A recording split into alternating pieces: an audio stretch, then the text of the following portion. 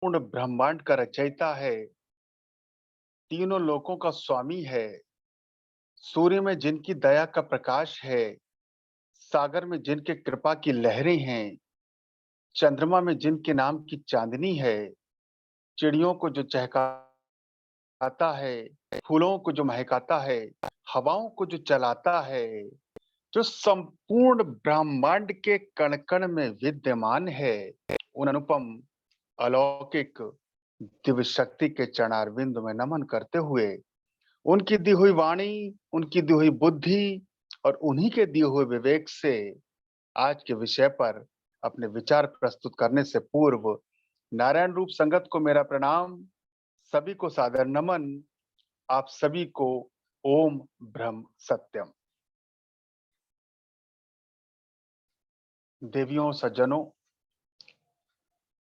श्री रामचरितमानस के आरंभ में गोस्वामी तुलसीदास जी वंदना करते हुए दूसरे श्लोक में कहते हैं कि भवानी शंकरो बंदे श्रद्धा विश्वास रूपिणो याभ्याम बिना न पश्यन्ति सिद्धा स्वांथाय स्थमीश्वरम।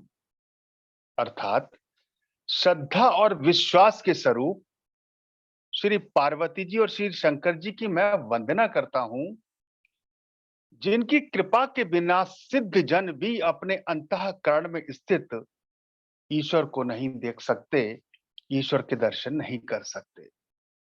अर्थात गोस्वामी तुलसीदास जी इस श्लोक के माध्यम से हमें यह बताने का प्रयास कर रहे हैं कि अगर ईश्वर की भक्ति करनी है, ईश्वर को पाना है, तो उसकी पहली सीढ़ी है श्रद्धा और विश्वास।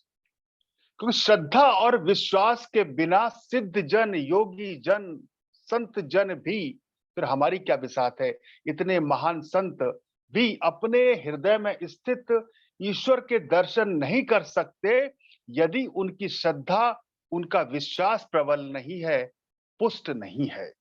अर्थात ईश्वर भक्ति की पहली सीढ़ी, पहली कड़ी, पहला पायादान श्रद्धा और विश्वास। आमतौर पर हम अपने आप को देखें तो हम समझते हैं कि ईश्वर पर हमारी श्रद्धा है, ईश्वर पर हमारा विश्वास है। हमने ये भी सुना है कि विश्वासम फलदायकम, अगर विश्वास करें तो कुछ भी होना असंभव है, सब कुछ हो सकता है, हम जो चाहे वो हो सकता है। अगर हमारा विश्वास प्रबल है, विश्वास पुष्ट है, हमारे विश्वास में शक्ति है। अब ये दोनों शब्द श्रद्धा और विश्वास कहने और सुनने में बड़े साधारण से लगते हैं। हमको लगता है हमें ईश्वर पर श्रद्धा है, ईश्वर पर विश्वास है, पर ये श्रद्धा वास्तविक है क्या? सच्ची श्रद्धा क्या है? हम कैसे जाने कि हम श्रद्धावान हैं? श्रद्धा का को जांचने का, श्रद्धा श्रद्धा को परखने का आखिर पैमाना क्या है? सच्ची श्रद्धा क्या है? और दूसरी बात है कि विश्वास अर्थात यकीन क्या है? कैसे हम जाने कि हमें विश्वास है? विश्वास ईश्वर पर है, ये कहाँ है? ये भी बड़ा ही महत्वपूर्ण है। और विश्वास की कितनी अवस्थाएं हैं? और फिर प्रश्न उठता है, विश्वास कैसे दृढ़ हो? ईश्वर के ऊपर विश्वास हम करें तो दृढ़ कैसे हो? कैसे हमारा विश्वास प्रबल हो? और विश्वास की कसौटी क्या है? हम कैसे तोलें कि हमको ईश्वर पर विश्वास है?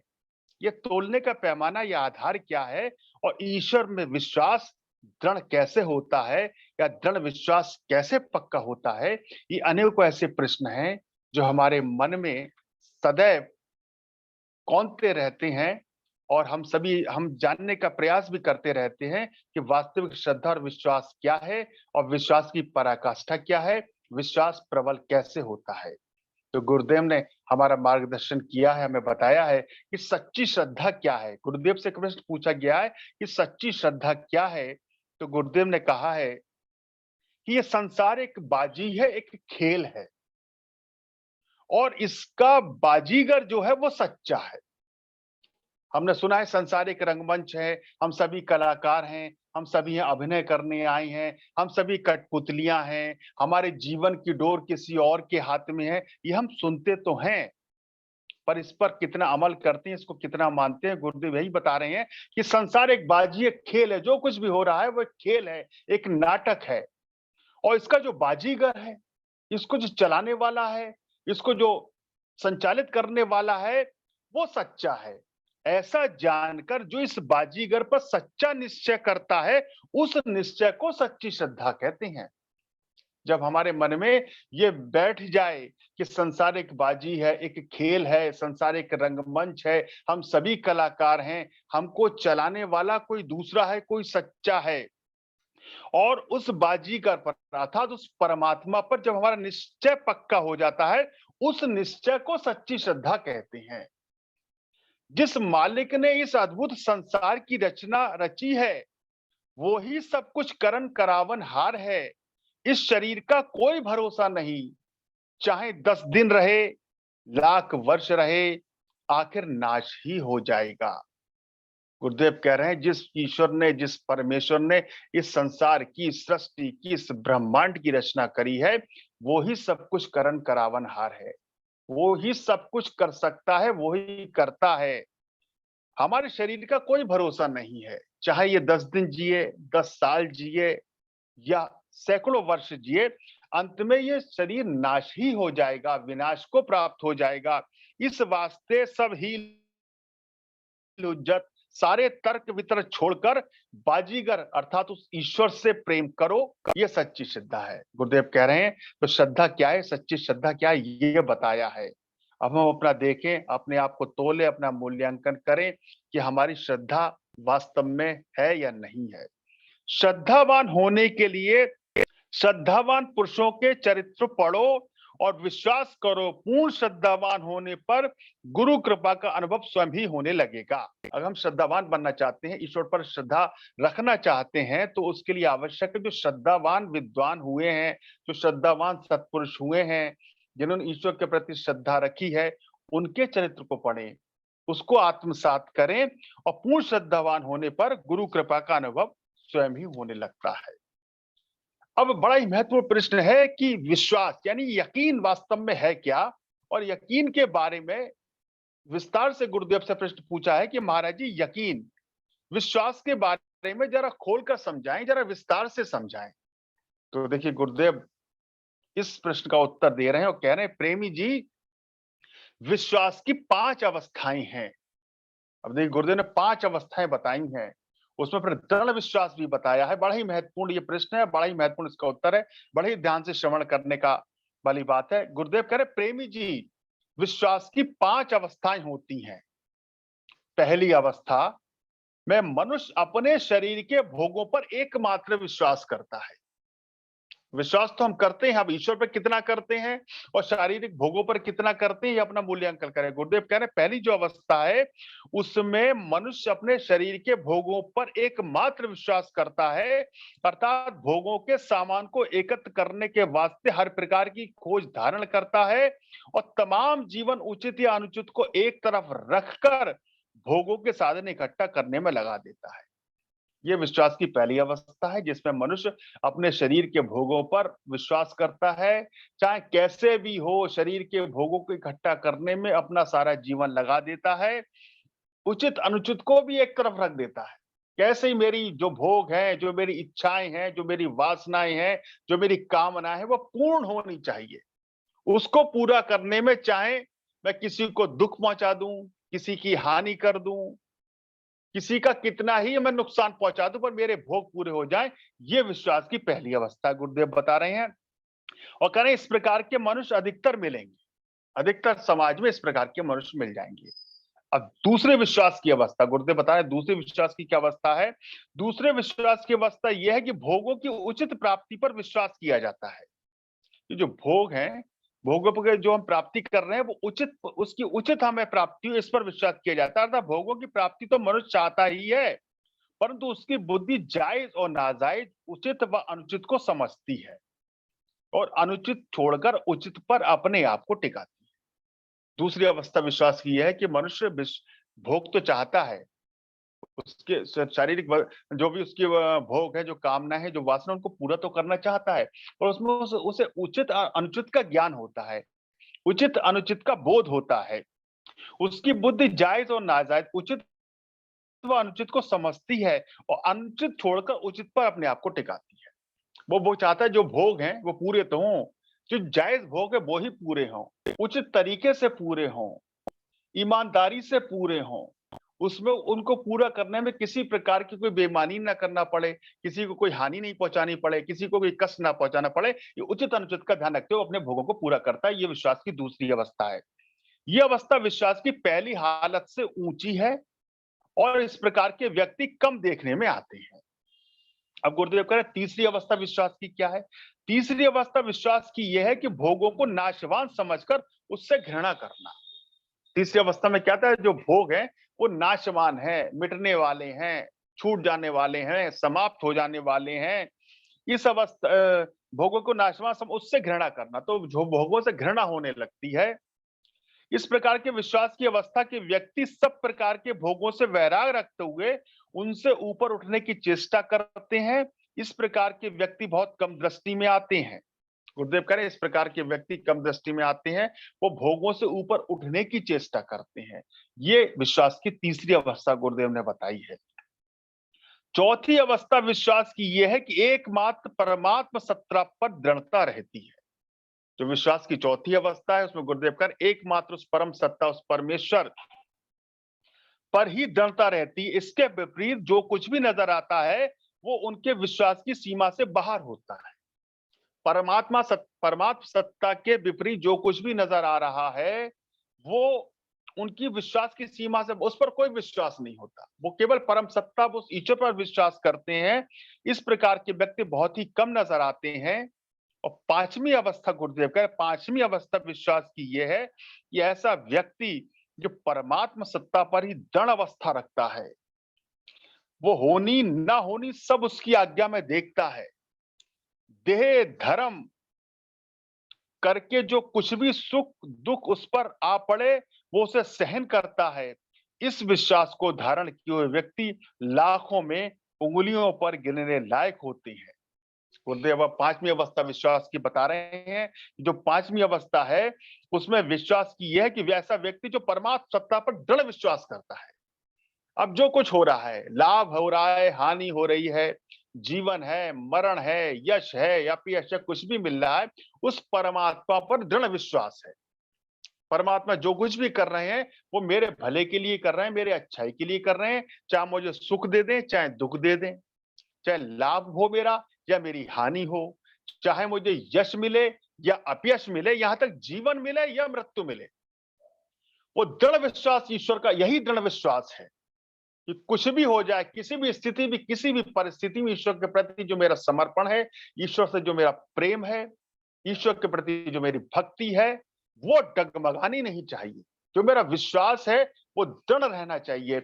उस विश्वास में किसी भी प्रकार से कोई भी कमी नहीं आनी चाहिए। ये विश्वास की पांचवी अवस्था है और इसी विश्वास को दृढ़ विश्वास कहते हैं। और जब तक ईश्वर पर हमारा विश्वास दृढ़ नहीं होगा तब तो हम कितना ही कहते रहे मुझे ईश्वर पर विश्वास है। वास्तविकता में देखें तो इस पांचवी अवस्था से पहले की जो चार अवस्थाएं हैं जो गुरुदेव ने बताई है विश्वास की, हम कहीं ना कहीं उसमें ही आती हैं। प्रेमी जी, पुख्ता यकीन दृढ़ विश्वास अपने जीवन में प्राप्त करो तो तुम्हारा कल्याण होगा। विश्वास करो तो ईश्वर पर दृढ़ करो। ये विश्वास करना है तो ईश्वर पर पूरा विश्वास करो। अब हमारा क्या विश्वास है ईश्वर पर, हमारा कितना विश्वास है? कहते तो हैं, अब कहने से थोड़ी होगा मुझे ईश्वर पर श्रद्धा है, मैं ईश्वर पर विश्वास करता हूं। हमें तो सत्पुरुषों के मार्गदर्शन के आधार पर अपने आप को तोलना पड़ेगा। सत्पुरुषों के मार्गदर्शन के आधार पर ही तो ये पैमाना है कि हम देखें हमारी श्रद्धा कितनी है। हम क्या मानते हैं, संसार को एक खेल मानते हैं, ईश्वर को पक्का मानते हुए क्या ईश्वर के प्रति हम समर्पण रखते हैं? तब तो हम सच्चे श्रद्धावान हैं। और विश्वास की ये पांच अवस्थाएं गुरुदेव ने बताई हैं। इसको समझते हुए हम अपने आप को तोलें, अपना मूल्यांकन करें कि हमारा विश्वास कितना है। अब प्रश्न होता है कि विश्वास की कसौटी क्या है? मैं कैसे समझूं, कैसे मानूं कि मुझे ईश्वर पर विश्वास है? साधारण तौर पर कोई हमसे पूछे कि मुझे ईश्वर पर श्रद्धा, ईश्वर पर विश्वास है, क्यों? उसका आकलन मैं किस आधार पर करता हूं? कि मैं सुबह शाम मंदिर जाता हूं, घर में पूजा करता हूं, प्रभु के आगे दीप जलाता हूं, धूप दीप दिखाता हूं, उन्हें भोग भी लगाता हूं, मंदिर भी जाता हूं, तीर्थों पर जाता हूँ, गंगा का स्नान भी करता हूँ, मैं सत्संग में जा रहा हूँ, मैं कथा सुन रहा हूँ, मैं प्रभु की लीला देख रहा हूँ। यही तो आधार है, हम समझते हैं हमें ईश्वर पर श्रद्धा, ईश्वर पर विश्वास है। लेकिन विश्वास की कसौटी क्या है कि मुझे ईश्वर पर विश्वास है भी है या नहीं? इसका उत्तर गुरुदेव ने दिया है कि महाराज जी, विश्वास की कसौटी क्या है? गुरुदेव कह रहे हैं, प्रेमी, बड़ी गंभीर परीक्षा है। ईश्वर विश्वास में पक्का इंसान लाभ और हानि में एक बराबर रहता है। उसे कितना ही बड़ा लाभ हो जाए, उसे कितना ही बड़ा पद मिल जाए और कितनी ही बड़ी हानि हो जाए, कितना ही बड़ा नुकसान हो जाए, वो उसमें एक बराबर रहता है। ये विश्वास की कसौटी बता रहे हैं गुरुदेव। अपने आप को तोले, ईश्वर पर कितना विश्वास है, उसकी कसौटी है। हानि में एक बराबर रहता है। मालिक की मर्जी में राजी व रजा रहने की आदत पूर्ण और पक्की हो जाती है। जैसी ईश्वर की इच्छा, अच्छा कर रहा है तो भी अच्छा, और मेरे साथ कुछ बुरा हो गया तो भी अच्छा। हर स्थिति, हर परिस्थिति में उस ईश्वर की इच्छा में रहने की, जीने की आदत पड़ जाती है। चाहे वो राज पर बैठे, वहां भी वो हर्षित नहीं होगा। कितना ही बड़ा उसे सुख मिल जाए, वो हर्षित नहीं होगा। और गहरी से गहरी मुसीबतों को प्राप्त हो जाए तो भी उसे दुख नहीं होगा। ये विश्वास की कसौटी है कि हमारे मन की स्थिति क्या रहती है। बड़े से बड़ा सुख मिलने के बाद भी, बड़े से बड़ा दुख मिलने के बाद भी हमारे मन की स्थिति विचलित ना हो, गुरुदेव यही बता रहे हैं। और यही बात नवदा भक्ति में भगवान राम माता शबरी से जो नवी भक्ति बता रहे हैं, उसमें भी यही बात कहते हैं कि नवम सरल सब सन छल हीना, मम भरोस ही हर्ष न दीना। अर्थात नवी भक्ति वो है जिसमें सरलता और सबके साथ कपट रहित बर्ताव करना, और मुझ पर भरोसा रखते हुए हृदय में किसी भी प्रकार का हर्ष और विषाद ना होना। भगवान कह रहे हैं कि उसमें अपने मन में किसी प्रकार का हर्ष और विषाद ना हो। मम भरोस ये हर्ष न दीना। अगर मुझ पर भरोसा करते हो, मुझ पर विश्वास करते हो, तो कितना ही बड़ा सुख मिल जाए प्रसन्न मत हो, और कितना ही बड़ा दुख मिल जाए दुखी मत हो। मन में किसी भी प्रकार का संकोच मत करो, मन में किसी भी प्रकार से अपने मन को विचलित ना करो, चाहे कितना ही नुकसान हो जाए। ये नवी भक्ति में भगवान बता रहे हैं, और यही विश्वास की कसौटी है कि मम भरोसे ये हर्ष न दीना। ईश्वर के प्रति अगर विश्वासी हैं तो किसी प्रकार से कोई हर्ष ना हो और किसी भी प्रकार से कोई दुख ना हो। अब हम देखें, हमारी जो भक्ति है, हमारी जो श्रद्धा है, जो हमारा विश्वास है जिसको हम कहते हैं, और गुरुदेव जो बता रहे हैं, उसमें कितनी भिन्नता है। अरे हमारा तो श्रद्धा, हमारा विश्वास तो तभी तक है जब तक हमारी स्थितियां प्रतिकूल चल रही हैं। जैसा हम चाह रहे हैं वैसा हो रहा है। भगवान की पूजा भी हो रही है, तीर्थाटन भी हो रहा है, दान पुण्य यज्ञ भंडारा भी हो रहा है, लेकिन हमारे मन के जब प्रतिकूल होता है, तब हम ईश्वर पर कितनी श्रद्धा रखते हैं, कितना विश्वास रखते हैं।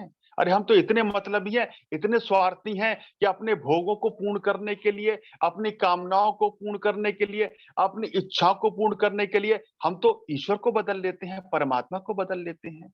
अगर हम राम को मानते हैं और हमारे अगर भोग पूरे नहीं हुए तो हनुमान जी को मानने लगते हैं।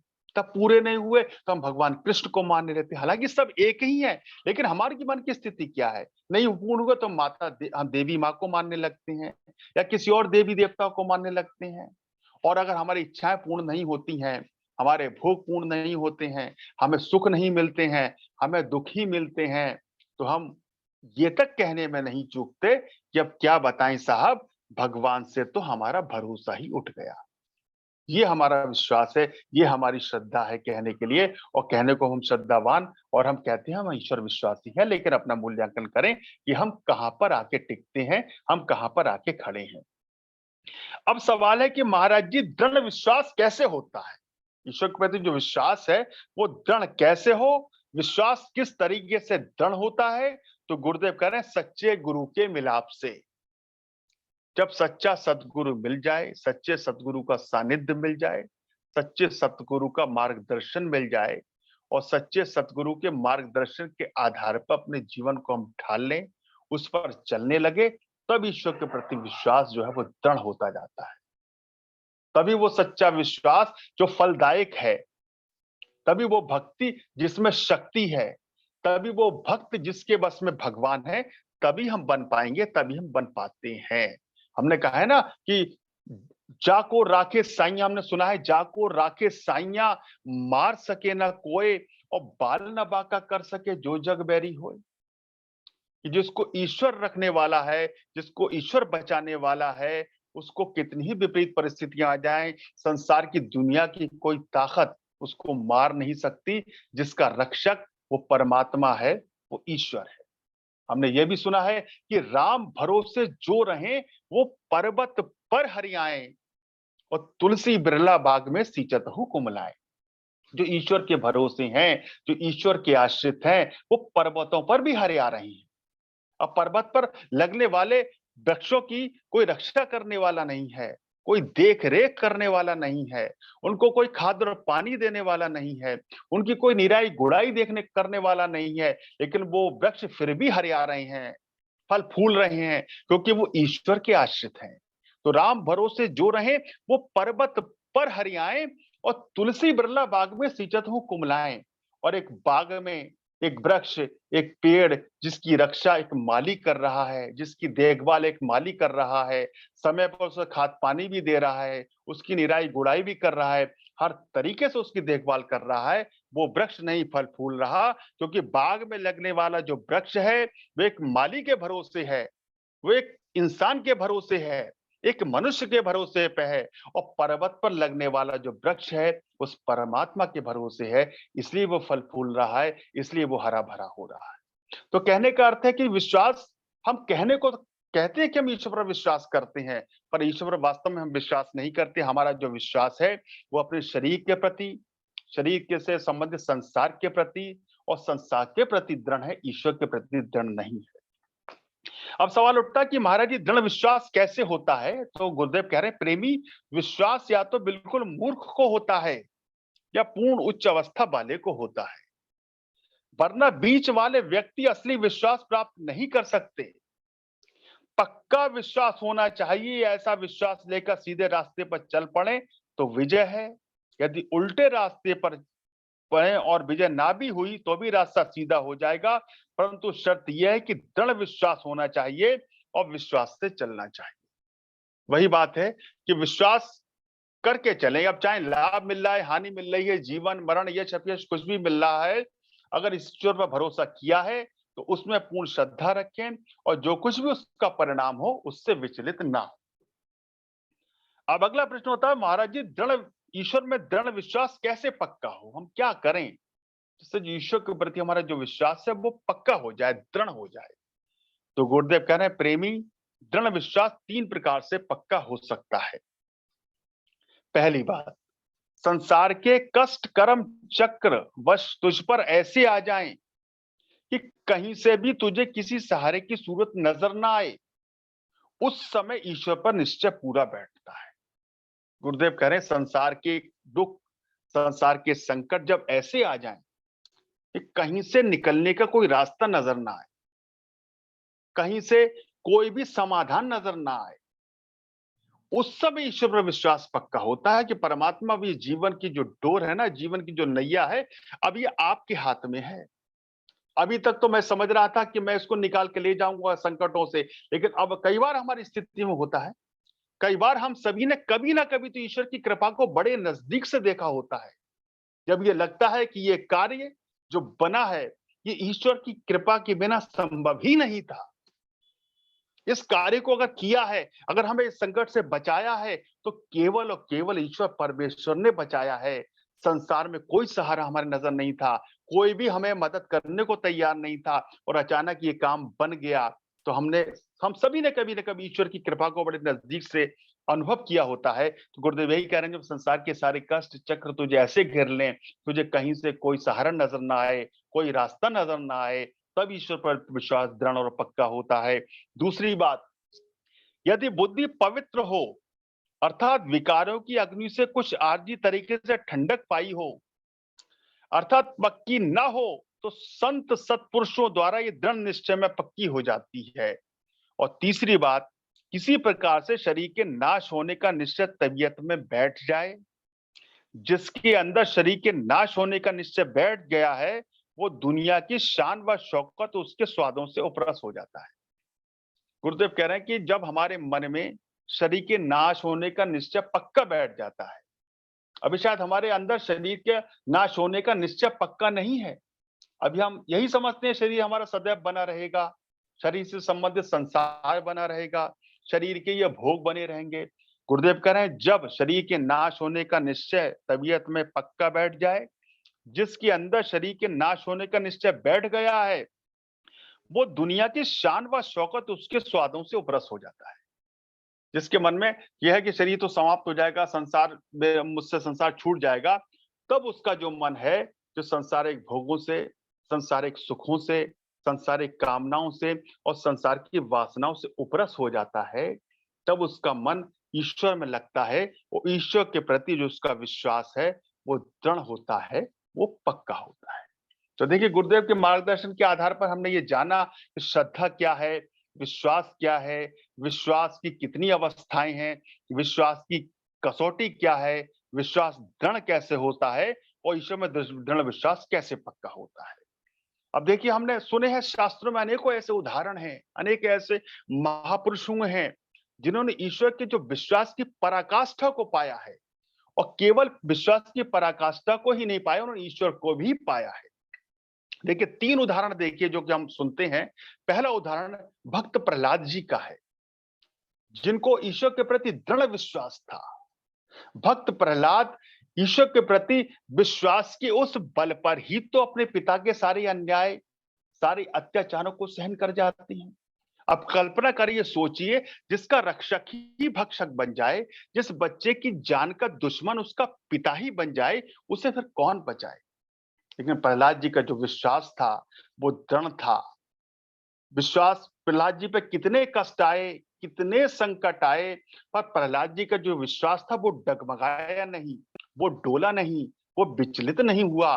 प्रहलाद जी पर जितने कष्ट, जितने संकट आते चले गए, ईश्वर के प्रति उनका विश्वास उतना ही दृढ़ होता गया और अंततः उन्होंने ईश्वर को पाया, ईश्वर की भक्ति को पाया, ईश्वर के दर्शन करे। दूसरा उदाहरण मीरा जी का है। एक साधारण सी नारी थी मीरा जी, पर मीरा जी का जो कृष्ण के प्रति प्रेम था, जो समर्पण था, जो श्रद्धा थी, जो विश्वास था, वो असाधारण था। और मीरा जी की कथा कोई बहुत पुरानी कथा नहीं है, ये सतयुग या त्रेता त्रेता की बात नहीं, ये तो इस कलयुग की ही बात है, 500-600 वर्ष पूर्व की कथा है। लेकिन मीरा जी पर कितने संकट आए, मीरा जी को भी कितने कष्ट दिए गए, पर जितने संकट, जितने कष्ट मीरा जी पर आते गए, ईश्वर के प्रति उनका विश्वास उतना ही दृढ़ होता गया और अंततः उनको विष का प्याला दिया गया, ये कह करके कि ये प्रभु का चरणामृत है। मीरा जी ये जानती थी कि चरणामृत नहीं है, ये विष है, लेकिन कह दिया ना कि प्रभु का चरणामृत है। बस विश्वास कर लिया। अब चाहे मुझे लाभ हो, हानि हो, जीवन मिले, अब मरण मिले, चाहे मैं रहूं या ना रहूं, उन्होंने, मीरा जी ने उस विष के प्याले का पान किया। विश्वास के उस बल पर ही तो मीरा जी विष के उस प्याले का पान कर जाती हैं। और तीसरा उदाहरण ईश्वर के प्रति समर्पण, ईश्वर के प्रति श्रद्धा और ईश्वर के प्रति विश्वास के उस बल पर ही तो अंगद जी रावण की सभा में जाकर अपना पांव जमाते हैं। पूछा मर्यादा पुरुषोत्तम भगवान राम ने बानर राज अंगद से, अंगद तुम ये अच्छी तरह जानते थे कि वो लंकापति रावण, जिसने अपनी भुजाओं पर कैलाश पर्वत उठा लिया था, जिसकी सेना में एक से एक बली, एक से एक महाबली योद्धा थे, ये तुम अच्छी तरह जानते हुए तुमने रावण की सभा में अपना पांव जमाया। केवल पांव ही नहीं जमाया, रावण को एक चुनौती दे दी, किसी ने अगर तुम्हारे पांव को हिला दिया तो हम सीता को हार जाएंगे। अंगद, तुम्हारी अंदर इतनी शक्ति, इतनी ताकत कहां से आई? रावण को ये चुनौती देते समय तुम्हारे मन में एक बार भी ये नहीं आया, अरे किसी ने तुम्हारे पांव को हिला दिया तो रामादल की क्या स्थिति होगी, हमारी क्या स्थिति होगी? अंगद जी ने बड़ी विनम्रता से उत्तर दिया, प्रभु मैं एक तुच्छ बानर, मेरी क्या बिसात कि उस रावण को चुनौती दे दूं। प्रभु, चुनौती मैंने दी थी, शब्द मेरे थे, पांव मेरा था, पर उस पांव के अंदर जो बल था, जो शक्ति थी, वो तो आपके प्रति मेरी सच्ची श्रद्धा और सच्चे विश्वास की थी। मैं ये जानता था जिन प्रभु का नाम लेकर मैं ये पांव जमा रहा हूं, उस पांव को हिलाने की ताकत एक रावण क्या, 100 रावण भी आ जाएं तो मेरे पांव को हिला नहीं सकते। प्रभु मैंने तो वचन दे दिया, अब उस वचन की रक्षा करने की जिम्मेदारी तो प्रभु आपकी थी, ये मैं जानता था, इस बात का मुझे बोध था, तभी मैं ये कर पाया। बस एक बार अपना सर्वस्व उन परमात्मा को सौंप कर तो देखें। एक बार अपने जीवन की डोर उन परमात्मा के हाथ में देकर तो देखें। एक बार सच्चा और दृढ़ विश्वास करके तो देखें, फिर तो हमें चिंता नहीं उनकी, फिर उन्हें चिंता हमारी है। और हमारी लाज का रक्षक सुदर्शन चक्रधारी है। हम जो चाहेंगे वही होगा, जो होगा वही हमारे लिए अच्छा होगा। लेकिन बस आवश्यकता है तो ईश्वर के प्रति सच्ची श्रद्धा और सच्चे विश्वास और सच्चे समर्पण की है। पूछा, मीरा से तेरा कहाँ श्याम है, किस जगह वो छिपा कौन सा ग्राम है, कौन सा वह अलौकिक परम धाम है, क्षीर सागर में क्या उनका विश्राम है। बोली मीरा तुरंत आंसुओं को बहा कि पत्ते पत्ते मेरे डाली डाली मेरा श्याम बसता, कि मेरा श्याम, मेरा गिरधर, मेरा गोपाल तो पत्ते पत्ते डाली डाली में बसा है, इस सृष्टि के कण कण में बसा है। वो कहाँ नहीं बसा है, वो तो इस प्याले में भी बसा है। बस इसी भाव से मीरा जी ने उस विष के प्याले का पान किया और मीरा जी का बाल भी बांका न हुआ। खंभ के तीर प्रहलाद लाया गया, अग्नि से लाल खंबा दिखाया गया। तब प्रहलाद से यूं पिता ने कहा, बोल प्रहलाद है तेरा ईश्वर कहाँ।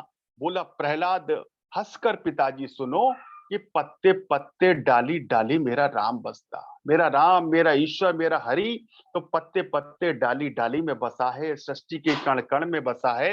वो तो इस खंबे में भी बसा है। बस इसी दृढ़ विश्वास के बल पर प्रहलाद जी उस खंबे से चिपट जाते हैं, उस खंबे से भगवान प्रकट होते हैं, हिरण्यकश्यप का वध करते हैं, कथा हम सभी जानते हैं। तो यह है विश्वास की पराकाष्ठा। एक बार अगर विश्वास हो जाए तो कुछ भी असंभव नहीं है। मतलब आवश्यकता है अपने मन को संसार से हटाकर, संसार के भोगों से हटाकर, सांसारिक कामनाओं, सांसारिक इच्छाओं से हटाकर सच्ची श्रद्धा और सच्चे विश्वास के साथ अपने मन को उन प्रभु से लगाने की है। तभी हमारा कल्याण हो सकता है, तभी हम सच्ची श्रद्धा को प्राप्त कर सकते हैं और विश्वास, वो विश्वास जिसमें शक्ति है, उस शक्ति को पा सकते हैं। सर्वशक्तिमान परमात्मा हमारे संकल्पों में हम सभी की आध्यात्मिक उन्नति, आध्यात्मिक प्रगति में हमारा सहायक हो। इसी मंगल कामना के साथ मैं अपनी वाणी को विराम देता हूँ। ओम ब्रह्म सत्यम सर्वदा।